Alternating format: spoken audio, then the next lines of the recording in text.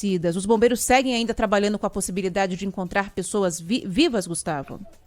Sim, boa tarde a Boa todos tarde. que nos acompanham. Sim, segue sim com essa possibilidade, trabalham até o último momento, no entanto, eles mesmos reconhecem que com o passar do tempo fica cada vez mais difícil essa possibilidade, mas é claro, não desistem e vão continuar, tanto que vão receber agora, nas próximas 24 horas, o apoio de 40 cães farejadores que vão ser disponibilizados por outros militares de outros quartéis espalhados por outras cidades e estados aqui do Brasil. Essa declaração, essa afirmação ocorreu após uma entrevista coletiva que reuniu uma comitiva do presidente da República, Jair Bolsonaro, e nessa comitiva estava presente o comandante-geral do Corpo de Bombeiros do Rio, Coronel Leandro Monteiro, falou do apoio da Liga dos Bombeiros Nacional, que vem prestando todo tipo de auxílio aos bombeiros do Rio de Janeiro. A gente lembra que esse efetivo de 500 militares já conta, inclusive, com o reforço de bombeiros de outras cidades daqui do Rio de Janeiro, não apenas municípios próximos a Petrópolis, como também alguns bem mais distantes também, que também vão ajudando nessa questão, nessa procura por vítimas. A gente está agora aqui na Escola Municipal João Paulo II, que vem funcionando como um ponto de apoio para desabrigados, desalojados, também para o recebimento de doações também, e também para a distribuição desses donativos, muita água, muitas cestas básicas também, todo tipo de ajuda é bem-vinda, claro, sempre. Então as pessoas estão aqui concentradas em um desses pontos de apoio que foram montados e espalhados pela Prefeitura de Petrópolis por toda a cidade, mas principalmente nas regiões mais afetadas do município. O governo do estado também vem trabalhando nesses pontos de apoio pelo programa RJ para Todos, que já é um programa dentro ali da Secretaria de Cidadania, que focado nesse ponto. Aqui são cerca de 220 famílias que foram prejudicadas por conta das fortes chuvas, desabrigadas ou desalojadas, que vem recebendo apoio nesse ponto. Eu comentei agora há pouco sobre a comitiva do presidente da República, Jair Bolsonaro, ele que sobrevoou algumas partes da cidade, as mais impactadas, de helicóptero, esse voo, inclusive, que atrasou por conta de uma chuva bem forte que caiu aqui na cidade durante a manhã.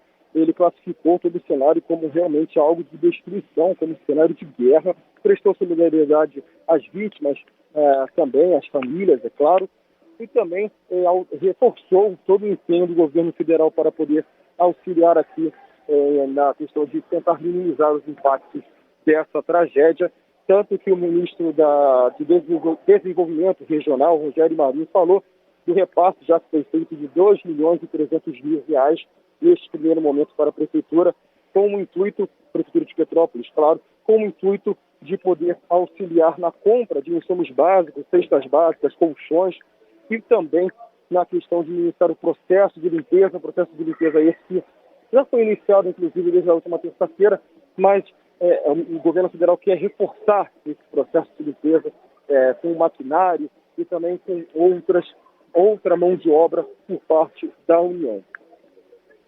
Agora, não tinha outra classificação que dava para fazer nesse sobrevoo do que aconteceu aí em Petrópolis. É um cenário de guerra.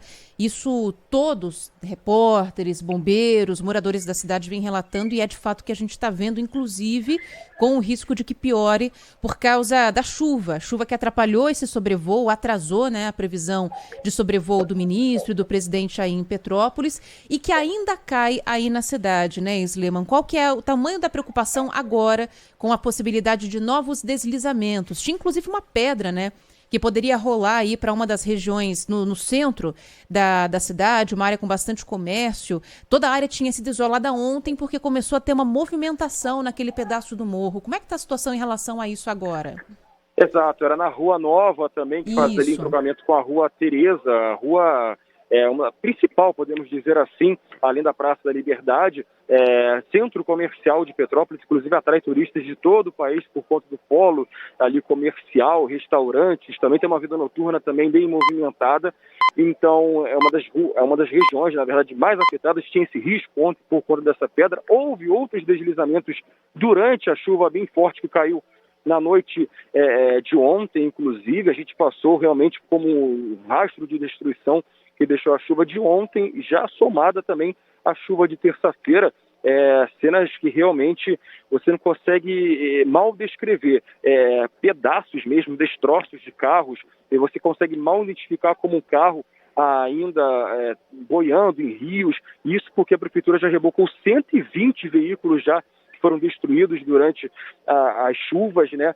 Mas ainda continua esse rastro e acabou ainda piorando por conta da chuva de ontem. Rios voltaram a transbordar também, uma academia inteira acabou sendo destruída após a força da água invadir o estabelecimento também. Isso na Rua Tereza, inclusive, próximo a um polo comercial, um shopping ali que tem na Rua Tereza também. Então, realmente bem preocupante. O solo segue encharcado também, o que prejudica, além disso, o trabalho dos militares do Corpo de Bombeiros, até mesmo a utilização de um maquinário mais pesado, principalmente no Morro da Oficina, que é uma das áreas que podemos dizer que foi a mais afetada, na verdade, além da Rua Tereza, já que a maioria dos mortos, infelizmente, foi confirmada e registrada daquele trecho ali que fica no bairro do Alto da Serra. Agora, neste momento, o sol volta das caras de forma tímida entre as nuvens. Mais cedo também choveu bastante aqui em Petrópolis.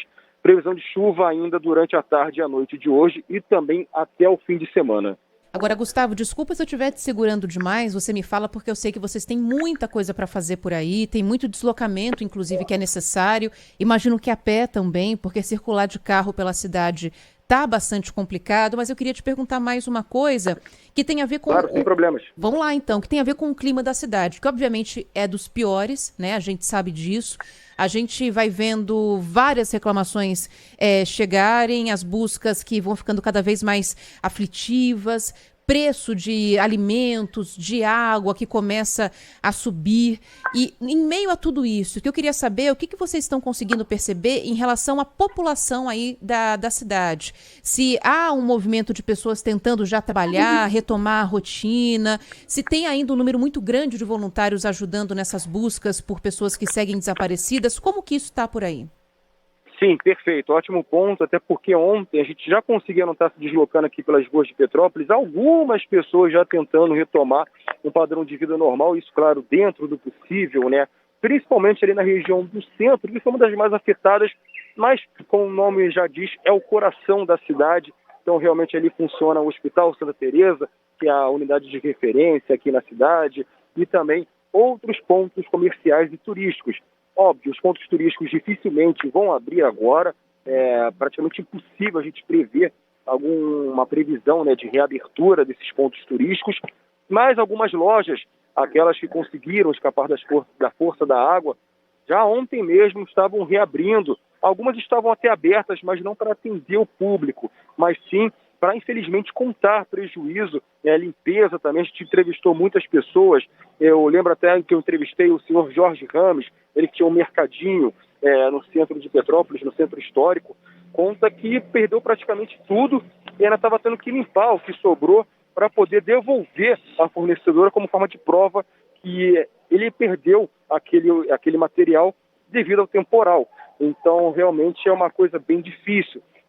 Uma percepção até pessoal, não só minha, mas também das equipes, né, de reportagem que estão aqui, é a dificuldade para encontrar um restaurante, por exemplo, para poder comer.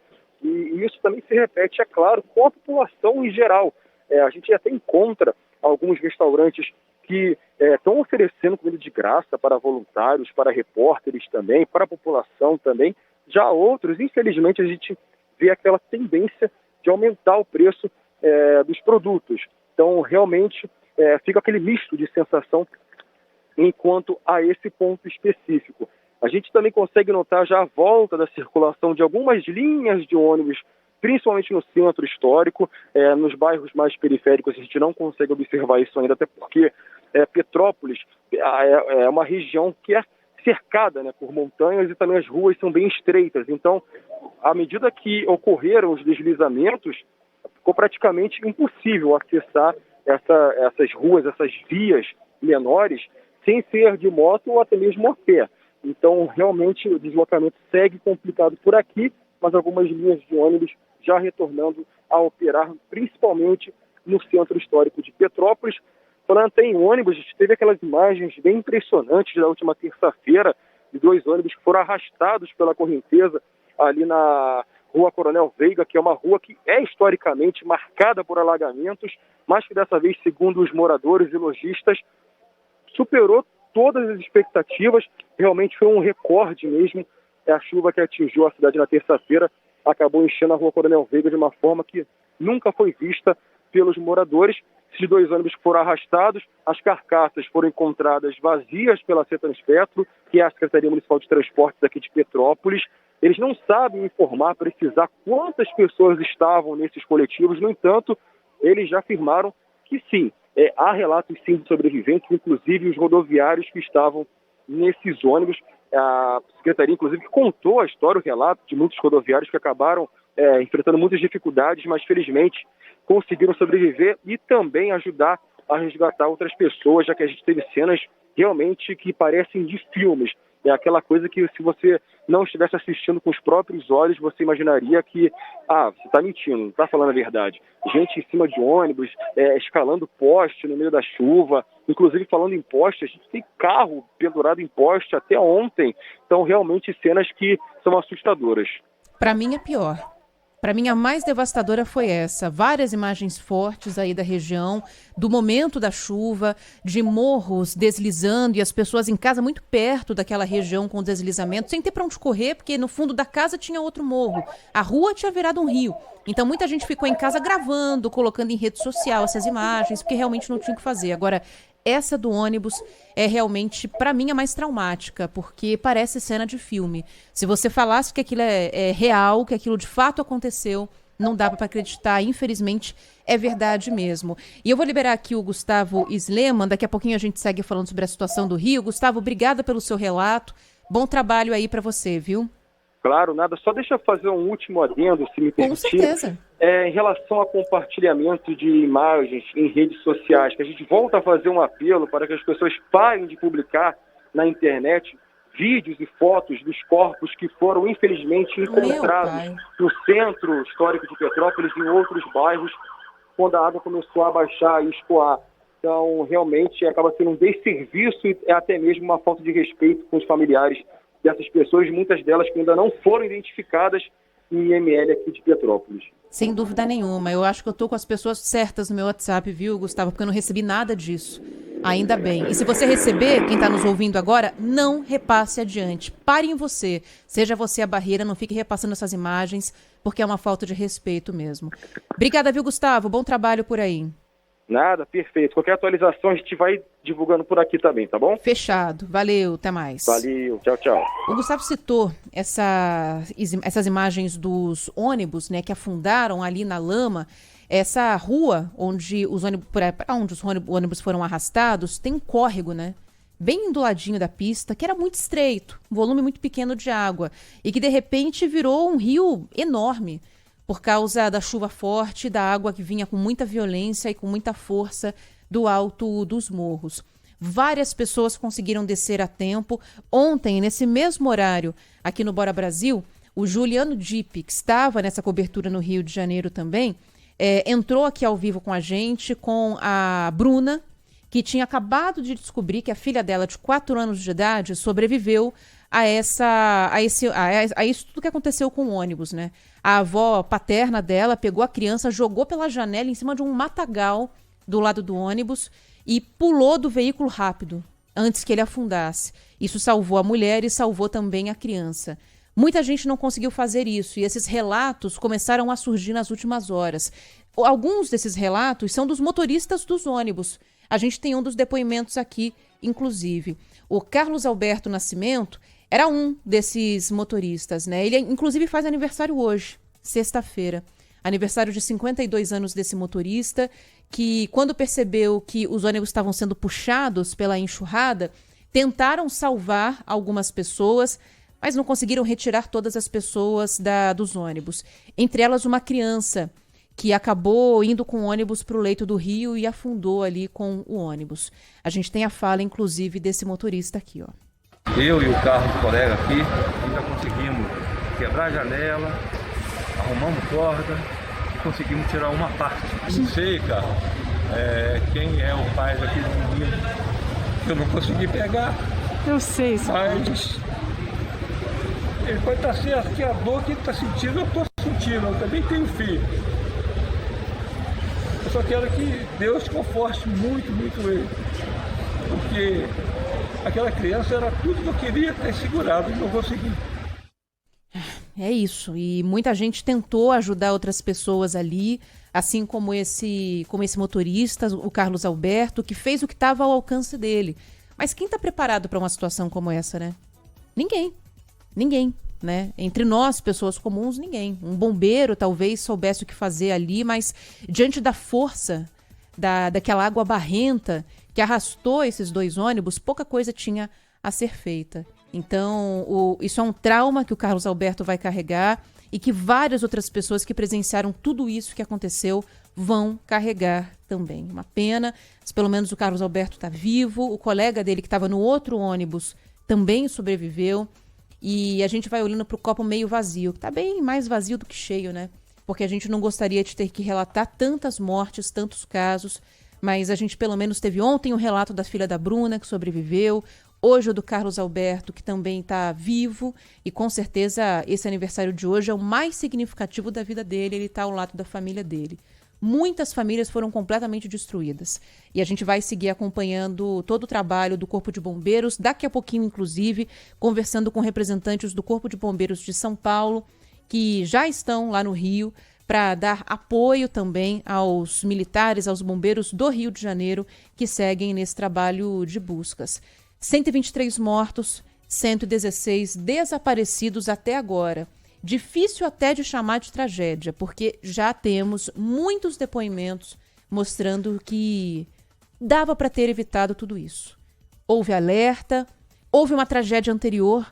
A gente costuma muito falar isso, né? Que as tragédias, quando não são evitadas, pelo menos nos ensinam. O que a gente aprendeu desde 2011, quando quase 1.000 pessoas morreram na mesma região